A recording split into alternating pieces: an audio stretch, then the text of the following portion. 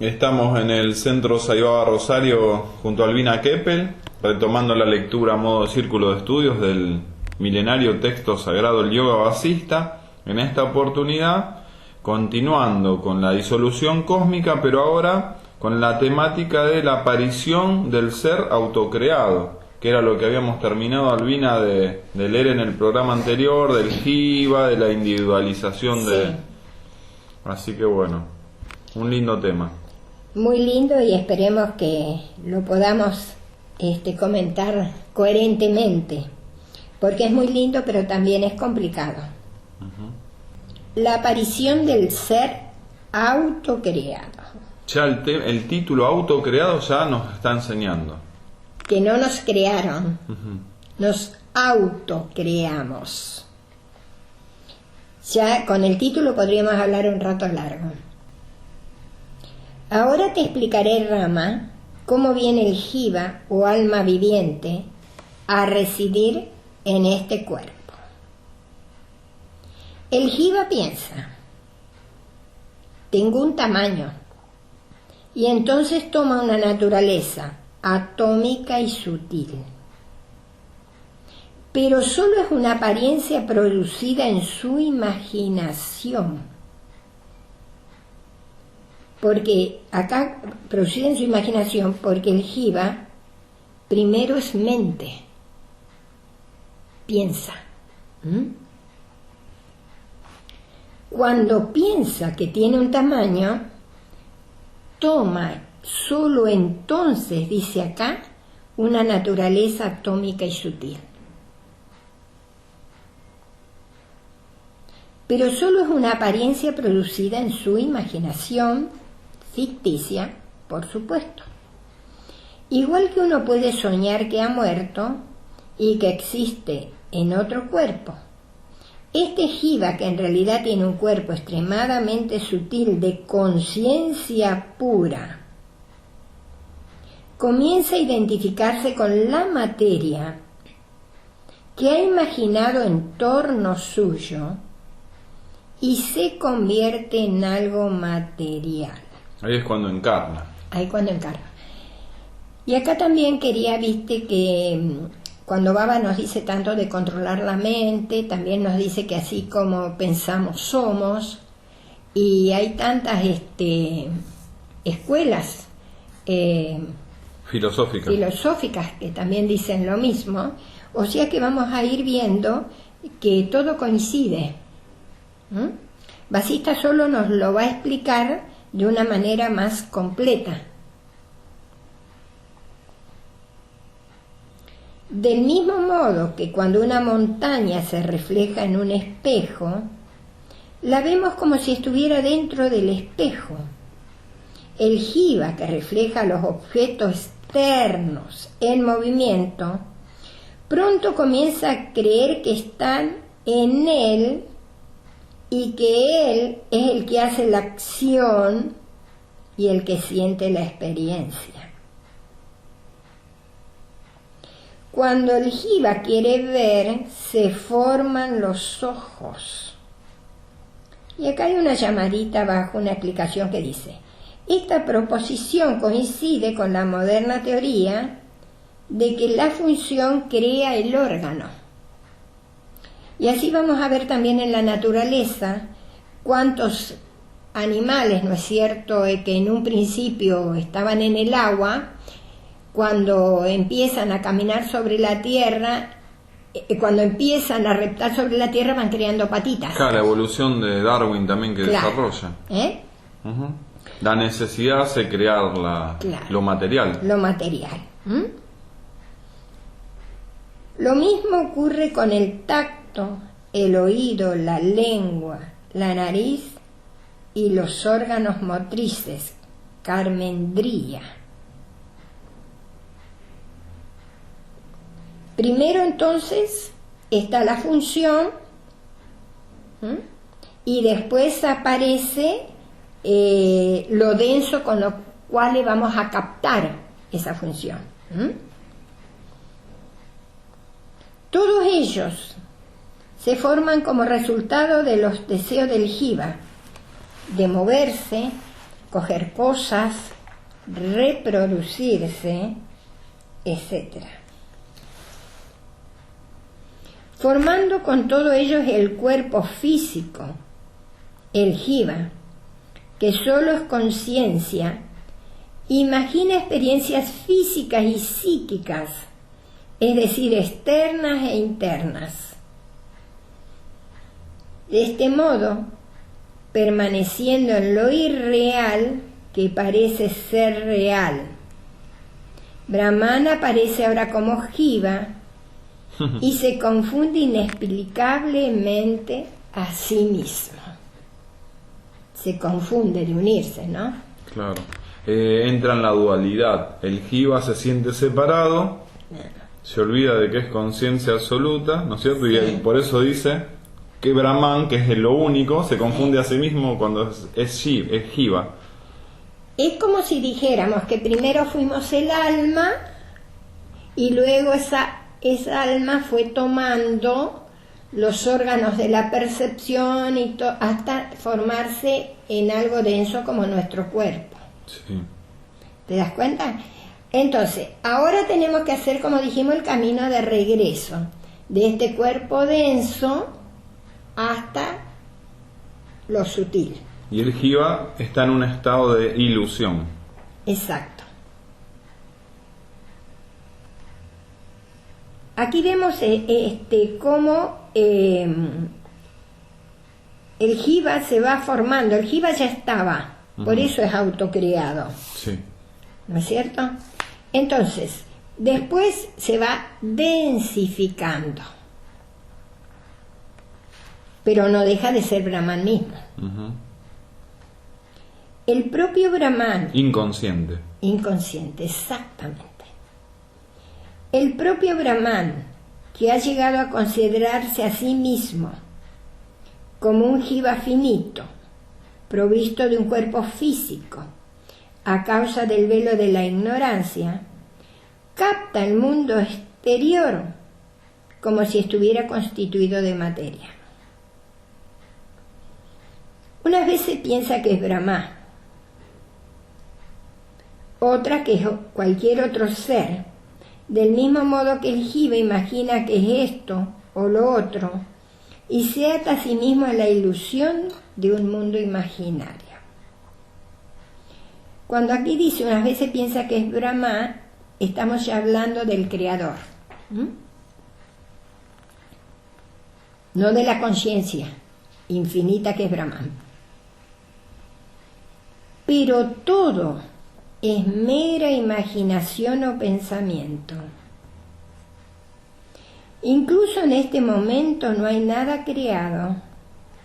Lo que hay es el puro vacío, el akasha.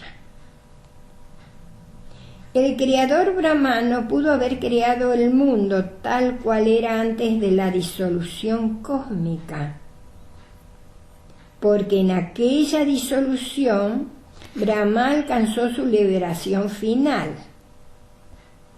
Acá para entender Brahma también es algo físico, como lo es Shiva y como lo es Vishnu. Cuando toda esta ocurre esta disolución cósmica, ellos también desaparecen.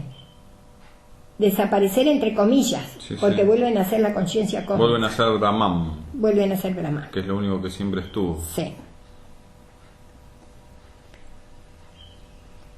Lo único que existe ahora y siempre es la conciencia cósmica, y en ella no hay mundos ni seres creados. Lo que parece ser la creación no es más que la propia conciencia que se refleja sobre sí misma. Del mismo modo que una pesadilla irreal produce resultados reales. En el estado de ignorancia este mundo parece real a la mente. En el estado de verdadera sabiduría, esa realidad se desvanece por sí misma.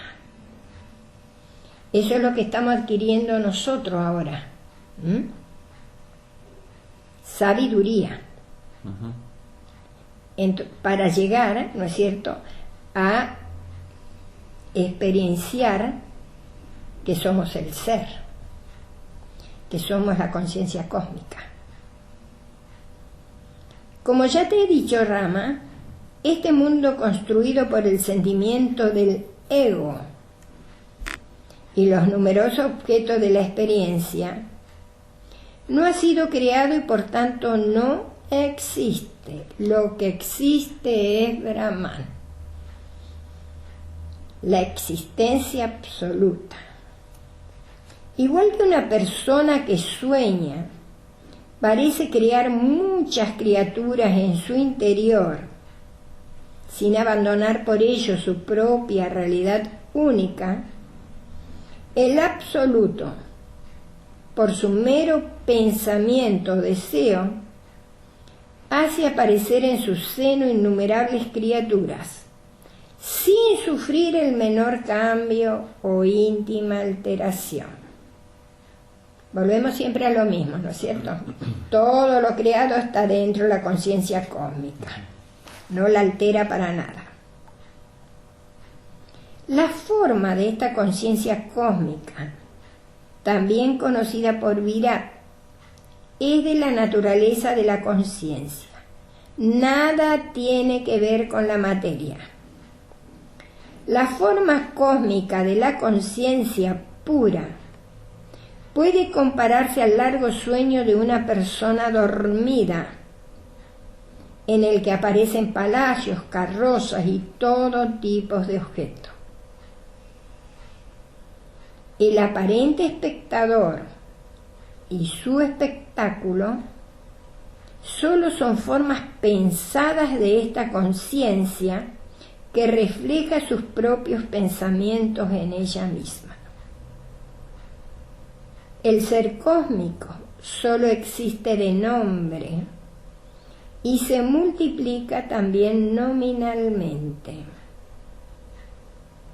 El ser cósmico, que es una forma pensada, produce nuevos pensamientos, de los que surgen infinidad de formas también pensadas. Como una lámpara enciende otras lámparas. Y todos esos seres son iguales que el primer ser cósmico, a causa de cuya vibración mental aparecieron. Aparentemente cambian las formas, pero la esencia es la misma. El ser cósmico, o Virat, solo es Brahman, pero también es la creación entera, con el Jiva y todos los elementos que constituyen el mundo creado.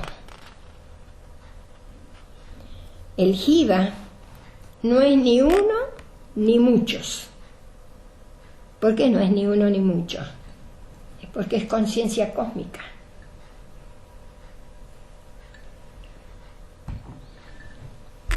Viste que por ahí nosotros decimos, pero porque es una concepción para poder entender que somos uno con Dios, porque es una manera que nosotros lo podemos entender. Claro.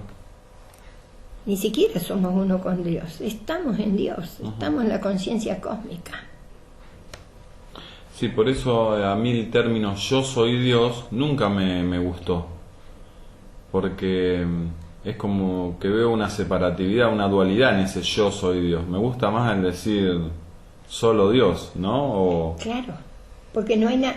exacto, porque si vos o yo decimos yo soy Dios, es como que está hablando el ego. Es como agresivo, lo siento, perdón por lo digo, pero como hasta agresivo. Claro, en vez pero de decir solo Dios, claro, me resuena mejor. Porque en el primer caso está hablando el ego, la mente, aun cuando no haya una cosa egoica, pero está hablando el ego. En cambio, cuando habla el ser, ¿qué va a decir el ser? Yo soy Dios, dice el ser. Claro, solo Dios. Sí es. Claro. El ser es. No puede decir yo soy Dios, el claro. ser. Hasta hay como un atisbo de dualidad en eso. Claro. Bueno, ese atisbo de dualidad es lo que Vasista quiere que desaparezca en nosotros. Entonces, el Jiva no es uno ni muchos. Rama preguntó entonces, Señor, ¿hay solo un Jiva cósmico o tantos Jivas como seres vivientes? Vasista respondió con voz profunda y tranquila, no hay un Jiva, ni varios Jivas, ni una inmensa cantidad de ellos. Jiva es solo un nombre. Lo que existe solo es Brahman. Y acá está claro. Claro. Porque hay que utilizar una palabra para que la podamos entender. Claro. Pero en realidad es un nombre, ni siquiera existe, porque solo existe la conciencia cósmica, Brahman. Claro, Rama le pregunta lo que preguntaríamos nosotros, Sí, hablando lógico. sobre lo mundano, digamos. Pero ¿Cuántos lógico. jivas hay? Soy un jiva, los vegetales Sí. no son jivas, pero bueno, Vasista va a lo profundo. A lo ¿De qué profundo. jiva me hablas si solo existe Brahman? Y lo que a mí me llama la atención, ¿no es cierto?, de Vasista, dice, siempre, que responde tranquilamente. Por ahí nosotros perderíamos la paciencia. Ujú. Vasista no. Por algo era quien es, ¿no? Lo que existe solo es Brahman. Sus formas pensadas se materializan porque su poder es omnímodo. El uno aparece como diverso a causa de la ignorancia, pero no podemos experienciar esa ignorancia porque al ser investigada desaparece. Como desaparece la oscuridad si acercamos una luz para contemplarla. Brahman es el alma cósmica o Mahajiva, y también los millones de pequeños jivas que salpican esta creación. Claro. En un primer momento parece que se contradice, pero solo nos está explicando que si bien aparentemente hay mucho jiva, en realidad solo existe Brahman. Claro, un gran jiva, Maha Jiva, que es el único jiva. Sí. La conciencia se convierte en jiva por la aprehensión de lo percibido o cognoscible y queda aparentemente envuelta en el samsara. La reencarnación constante. Exacto. El ciclo de nacimientos y muerte. Cuando cesa la falsa idea de lo conocido separado del conocedor, la conciencia recupera su equilibrio. Eso es Brahman, lo único que existe. El misterioso poder de la conciencia, que de un modo inexplicable y maravilloso produce esta infinita diversidad de cuerpos y de nombres, se conoce como sentimiento del ego o ahankara. Cuando nosotros vemos la diversidad, ¿no es cierto?, y los nombres, en realidad lo que está percibiendo todo eso es el ego. Ujú. Si lo percibimos desde el ser, somos Brahman. No hay diversidad. No hay diversidad. La propia conciencia que desea sentirse o percibirse a sí misma se transforma en el universo cognoscible. Pero tan equivocada está la gente que ve en esto una transformación real como la que cree que es una mera apariencia sin sentido. Solo es conciencia indefinible e inexplicable. No se puede explicar, ni se la puede definir, porque estoy segura que ni la propia palabra conciencia dimensiona todo lo que es, ¿no? El océano es agua. Las olas también son agua, Pero cuando esas olas se dibujan en la superficie de los océanos, vemos ciertas ondulaciones y rizos que parecen realidades diferentes al agua con que están hechas. Lo mismo ocurre con el universo. Si el océano pudiera mirarse a sí mismo desde fuera, como lo vemos nosotros, vería las olas como algo individual y autónomo.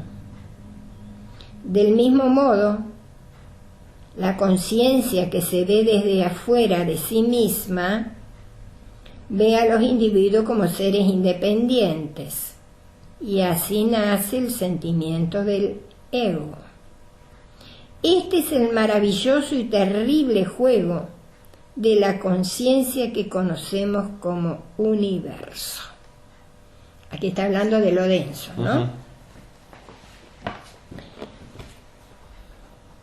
Me gusta el ejemplo del océano, porque no se puede decir que las olas no sean parte del océano. O distintas. O distintas. Solo tienen otro movimiento. Y como dice Vasista, si el océano pudiera mirarse desde afuera, vería las olas separadas. Cuando nace el sentimiento del ego o ahankara, aunque él mismo no es distinto a la conciencia, concibe ideas separadas de los diversos elementos que componen el universo.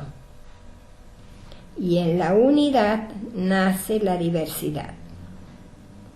Debe renunciar incluso a la idea de Jiva como algo separado y causado. Cuando todas las ideas han desaparecido y la mente está totalmente quieta, comprendes que la verdad se encuentra a medio camino entre lo real y lo irreal.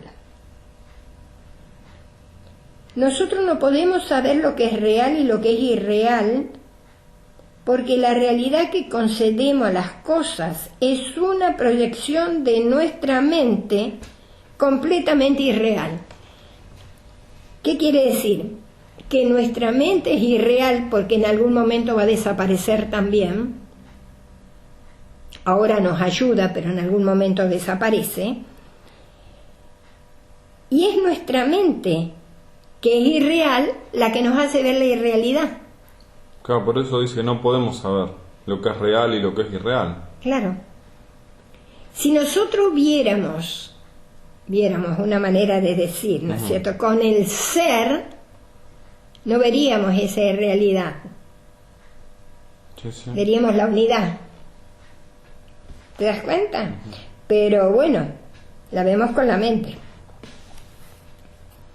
Como un hombre es indiscernible de su vida y sus obras, que solo son la expresión dinámica del propio hombre, el jiva y la mente solo son vibraciones de la conciencia, que no es conocible, y cuando quiere conocerse a sí misma se conoce como mundo.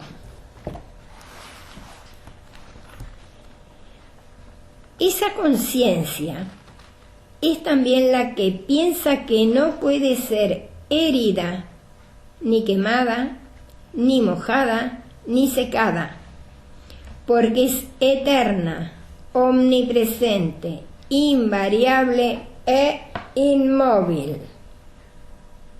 Esta es la verdad.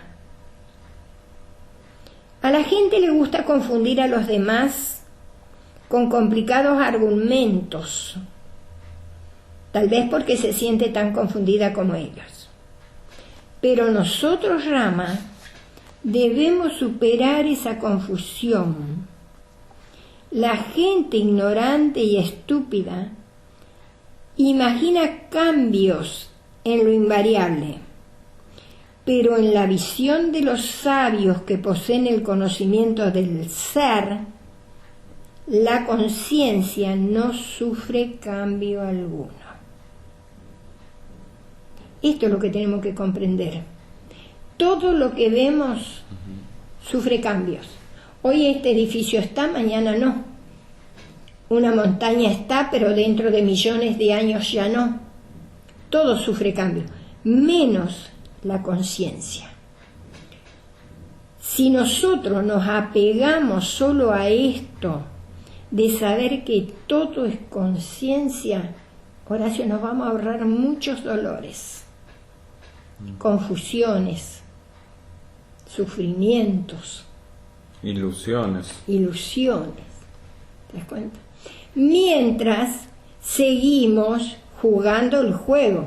Por ahí quienes van a decir, bueno, pero yo estoy en una oficina, tengo que aguantar a la gente. Es que pasa que nos gusta la ilusión. Claro. Y todo eso es un juego.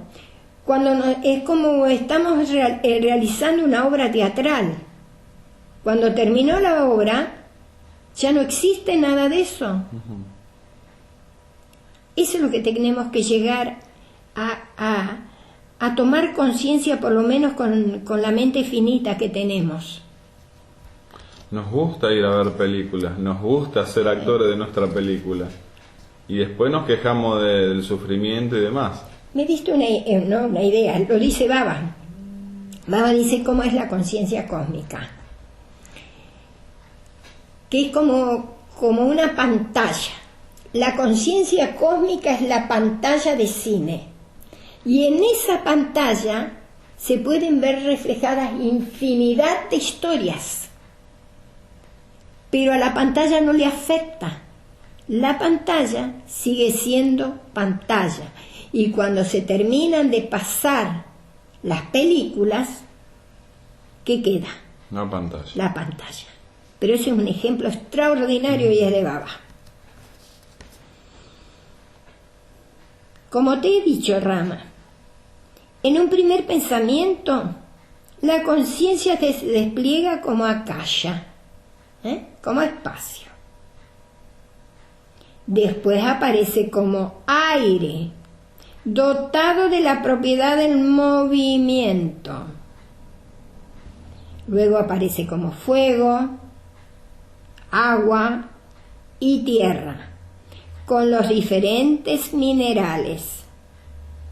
Y a continuación, formando los complejos cuerpos de los seres vivos.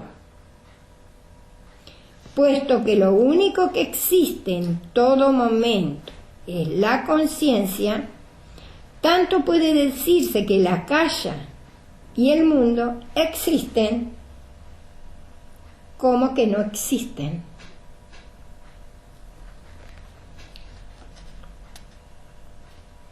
Hay una llamadita abajo que dice: insiste a veces en este pensamiento que parece una contradicción, pero no lo es.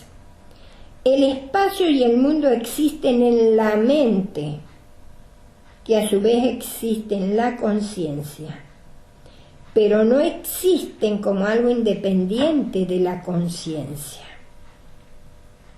Solo parecen independientes en nuestra mente. El universo es con relación a la conciencia lo que el calor en el fuego, la blancura en el nácar, el dulzor en la caña de azúcar, la mantequilla en la leche, la frialdad en el hielo, el resplandor en la luz, el aceite en la semilla o la corriente en el río. El mundo es el cuerpo de la conciencia y solo existe porque hay conciencia.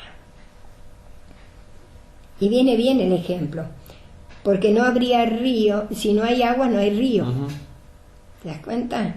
Están unidos. No hay división ni diferencia, ni distinción alguna entre ellos. Del universo, lo mismo puede decirse que es real como que es irreal. Real a causa de la realidad de la conciencia que es su propia realidad. E irreal porque ese universo no existe como tal universo con independencia de la conciencia. Lo que ya repetimos muchas veces, no está fuera de la conciencia cósmica el universo. Aunque el universo está en la conciencia, esta es indivisible y no tiene miembros ni partes. En ella las montañas, los océanos, la tierra, los ríos y todo lo demás no existen como tales, sino solo como conciencia. Y acá yo me pongo a pensar, ¿no? Si yo fuera conciencia y mirase las montañas, los océanos, los ríos como conciencia, ¿qué vería?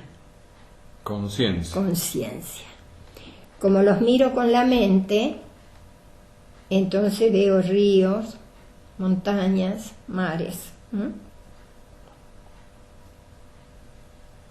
A causa de la irrealidad del universo, no puede decirse que la conciencia sea su causa, porque en ese caso también ella sería irreal. Pero hablar así tampoco tiene mucho sentido, ya que la existencia de la conciencia no puede ser negada en modo alguno, pues sería contrario a toda evidencia. Al llegar a este punto, el tercer día iba llegando a su fin y la asamblea se retiró a descansar como en jornadas anteriores. Al día siguiente Vasista continuó: querido Rama, si te das cuenta de que en los objetos de los sueños no hay ninguna materialidad, comprenderás que tampoco la hay en los que vemos durante la vigilia, y que este mundo que parece material no es más que conciencia pura. En un espejismo no hay río alguno, por mucha agua que veamos. Del mismo modo, un mundo material, por muy transitorio y sutil que lo imaginemos, carece de sentido, pues solo es conciencia. Lo vuelve a repetir, como para que nos quede bien claro, ¿no? Solo el conocimiento basado en la ignorancia se apega a la idea de un mundo objetivo. En realidad, palabras como mundo, Brahman o ser no tienen un significado sustancial. El mundo es tan verídico en relación con Brahman como la ciudad soñada en relación con lo que vemos en la vigilia. Por lo tanto, mundo y conciencia cósmica son sinónimos.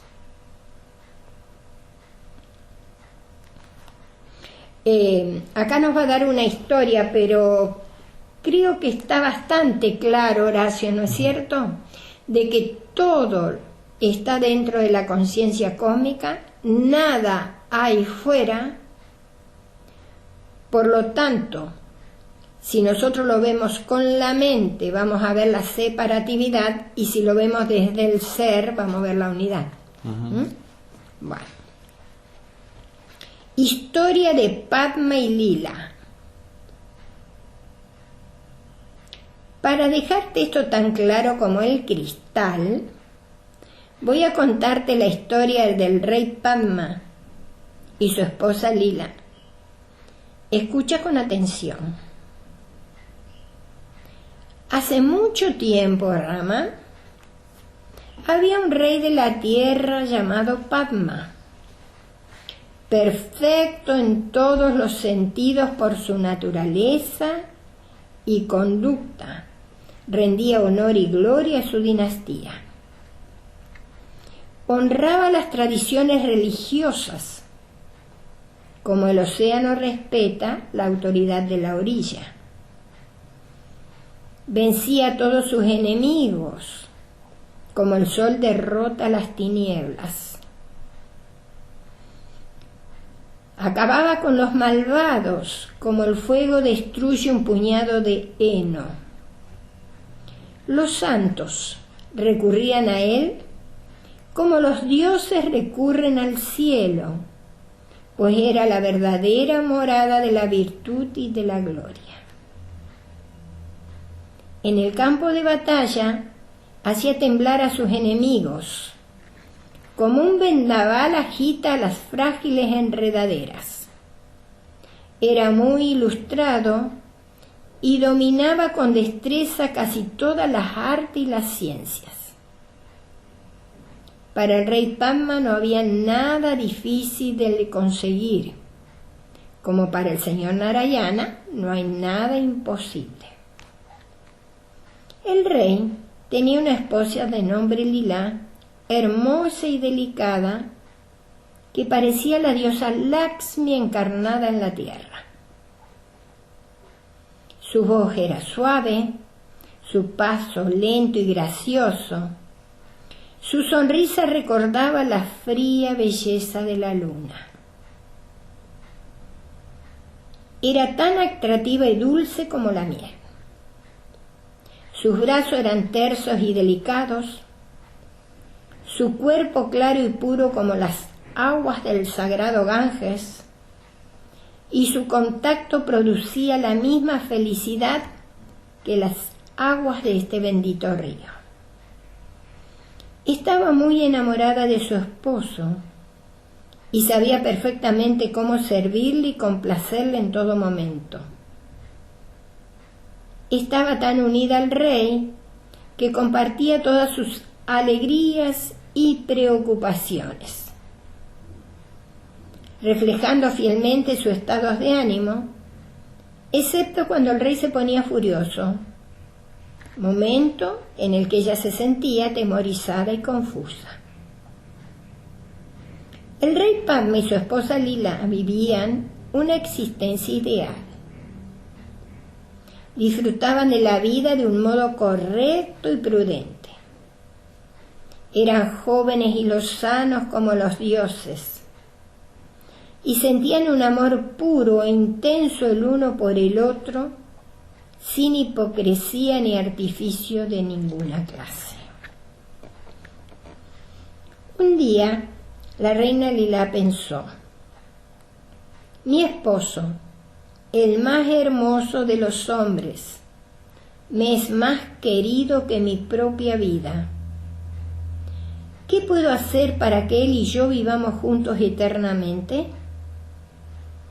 Realizaré todas las penitencias que me sugieran los hombres santos para cumplir mis deseos. Y buscó el consejo de los santos que le dijeron: las penitencias y los sacrificios, la repetición de mantras y la vida disciplinada te servirán a buen seguro para conseguir muchas cosas de este mundo. Pero la inmortalidad física no se puede conseguir en esta vida. La reina reflexionó sobre esta advertencia y pensó: si alcanzo el autoconocimiento, me veré libre del sufrimiento. Pero por si mi esposo muere antes que yo, suplicaré a los dioses que su alma no abandone este palacio. Si estoy segura de que estará siempre a mi lado, podré seguir viva y feliz hasta cumplir mi propósito.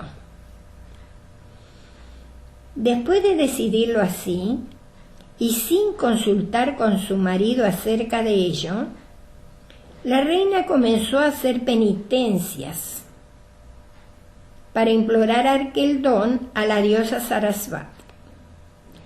Comía solamente una noche de cada 3, después de rendir culto al Señor, a su preceptor, a los santos y a los sabios.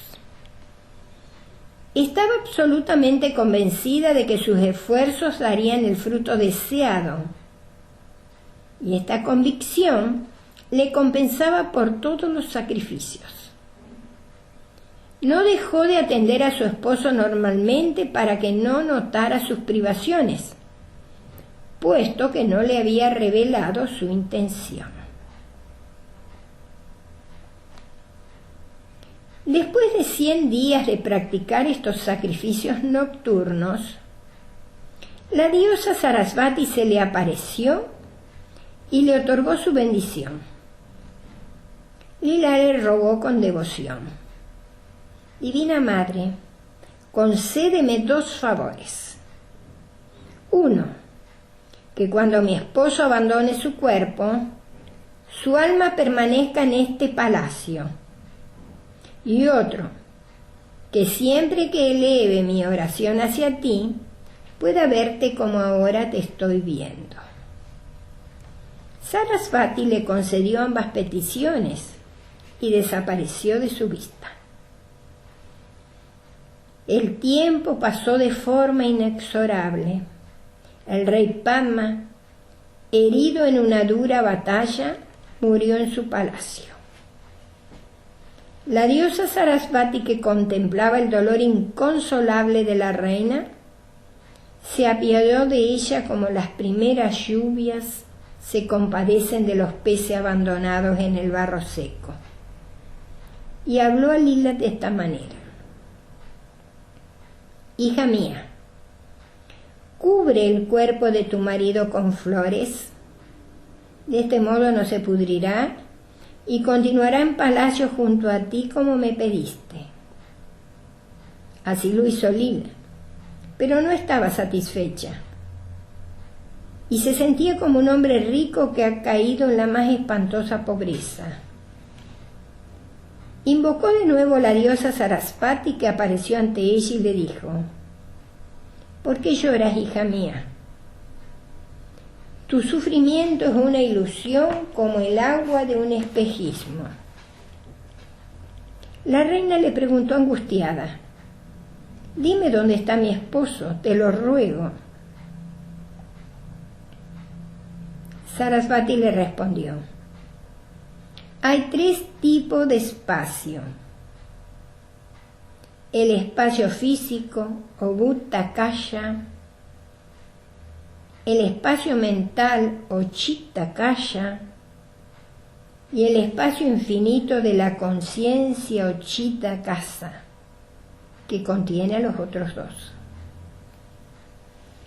Tu esposo está ahora en este último, y tú puedes llegar a verlo por una meditación intensa en este espacio de la conciencia o Chitta-kaya, aunque ya no puedas verlo en el espacio físico Bhutta-kaya, porque ha muerto.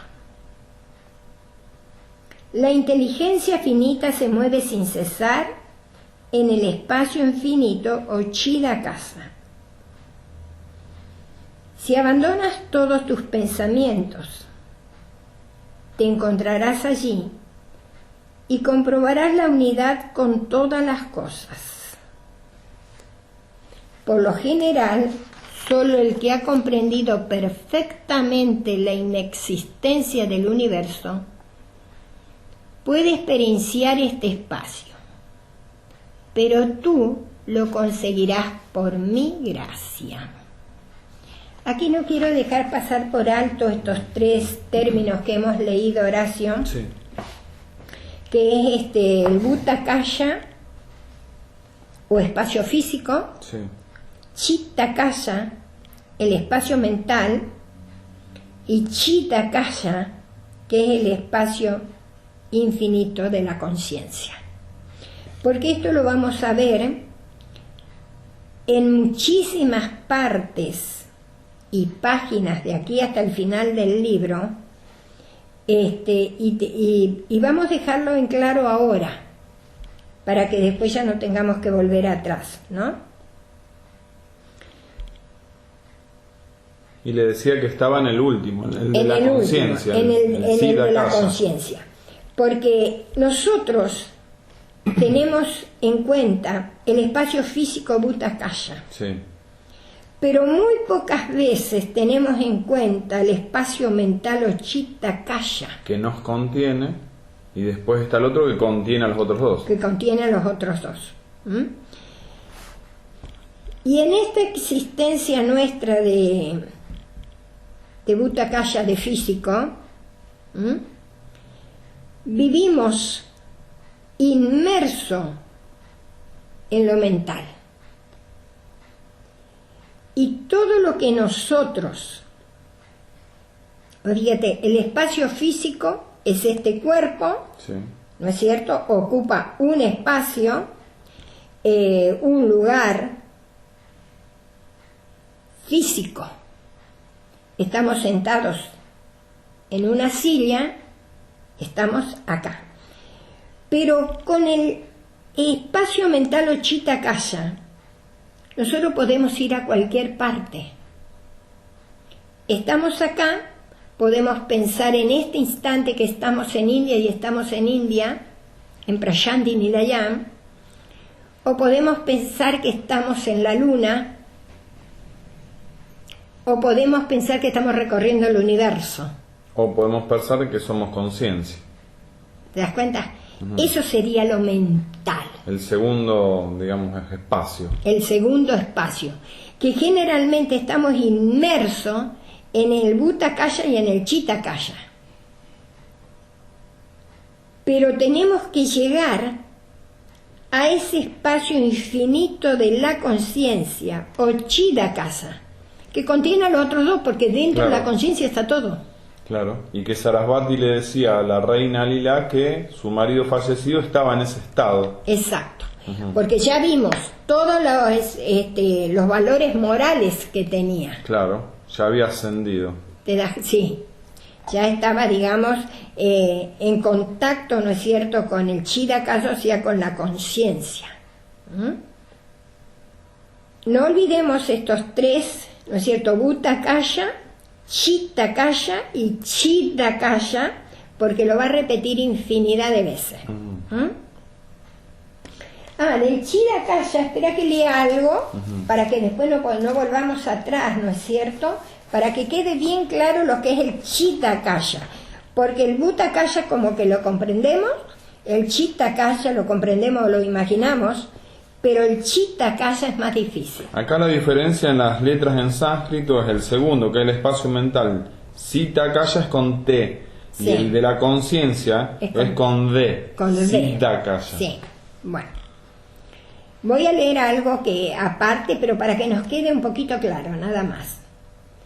Chitta-kaya significa espacio mental, Chitta-kaya, perdón, en el que tienen lugar todas las actividades gruesas y sutiles de la conciencia. Es el cielo de la conciencia. Todo muere y se evapora en este espacio de conciencia. Todo se reduce a su esencia en este espacio.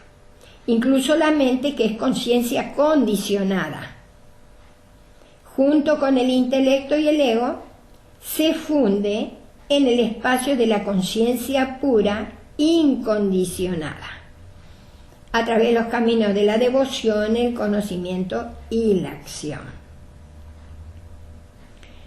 Yoga Vasista habla del Bhuta-kaya, que trata de la materia bruta, digamos lo tangible, lo que se ve, lo denso.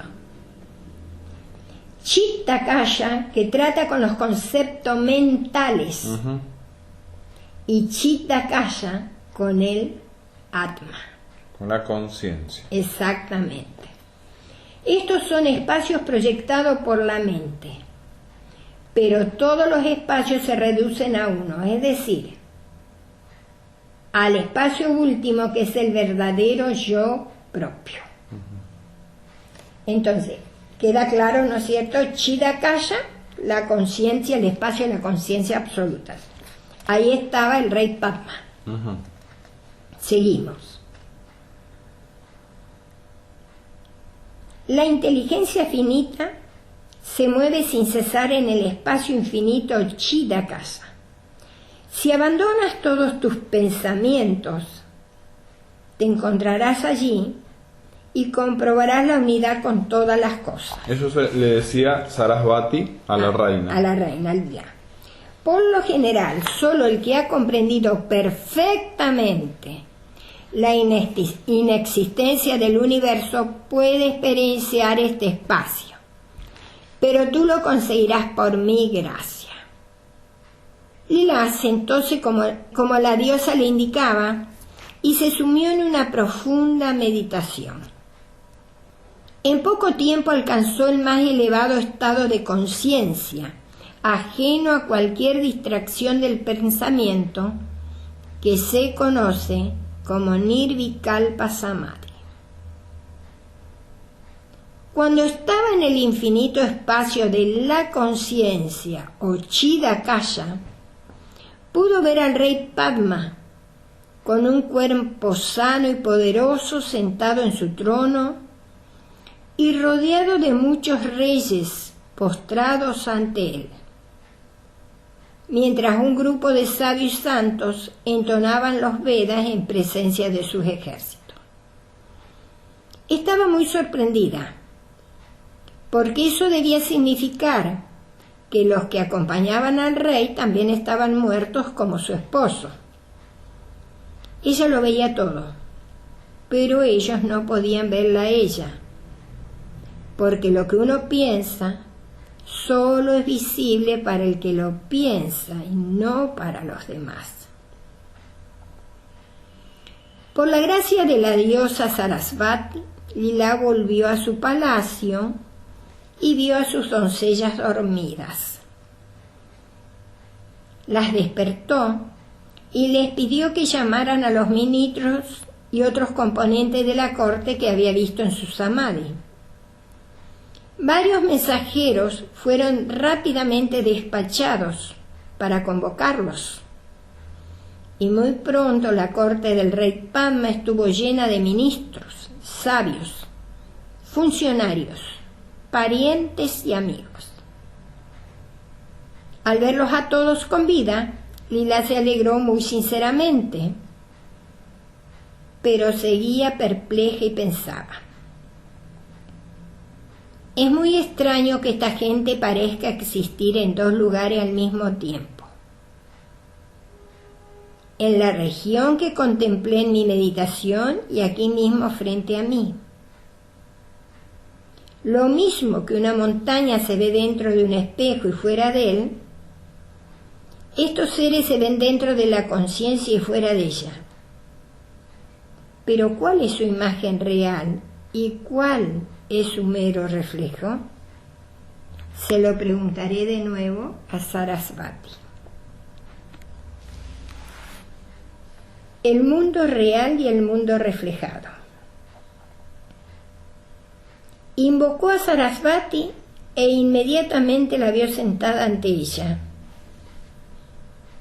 La reina le preguntó con curiosidad mal reprimida: ten la bondad diosa de aclararme esto.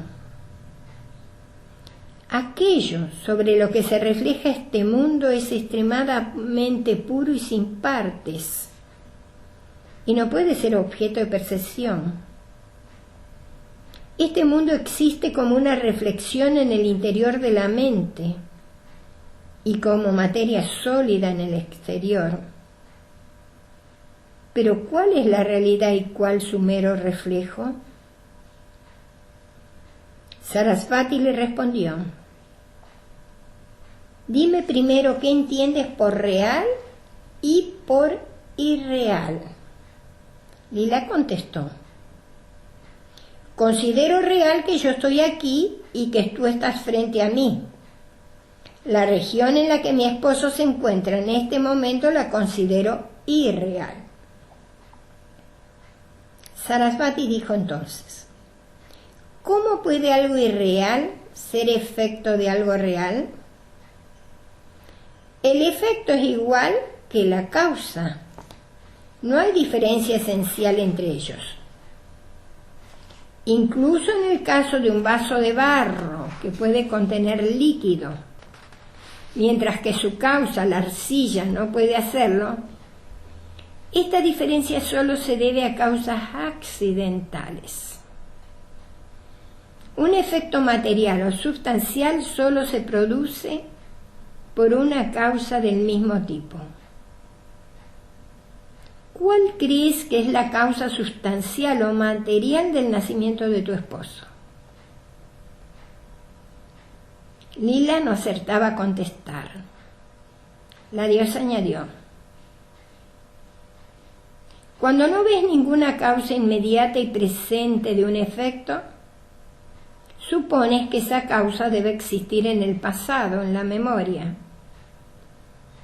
Pero la memoria es tan vacía de sustancia como el espacio. Toda la creación es efecto de esa memoria vacía. Y por tanto la creación también es un vacío sustancial. El nacimiento de tu esposo no es más que un producto ilusorio de la memoria. Yo lo veo perfectamente como un efecto imaginario e irreal de la mente. Yo creo que acá deberíamos dejar, pero lo explicamos un poquito porque después viene la historia, otra historia, pero que es enganchada, ¿no? Claro. Acá lo que nos quiere demostrar es qué es lo real y qué es lo irreal. Porque si nosotros tuviéramos acceso a ese registro akáshico de la conciencia, a ese espacio de la conciencia, veríamos toda la creación. Y veríamos nuestro nacimiento como piedra, ponele, hasta nuestra liberación. Y por ahora estamos acá. ¿Y qué es lo real y qué es lo irreal? Por eso se lo pregunta la diosa a la reina, ¿no? Claro. Para rebatirle después. Después se lo va a rebatir. Pero todo lo que nuestra mente y nuestros sentidos nos hacen percibir, ¿no es cierto?, pensar, va a ser lo irreal. Siempre que se trate de la mente va a ser irreal.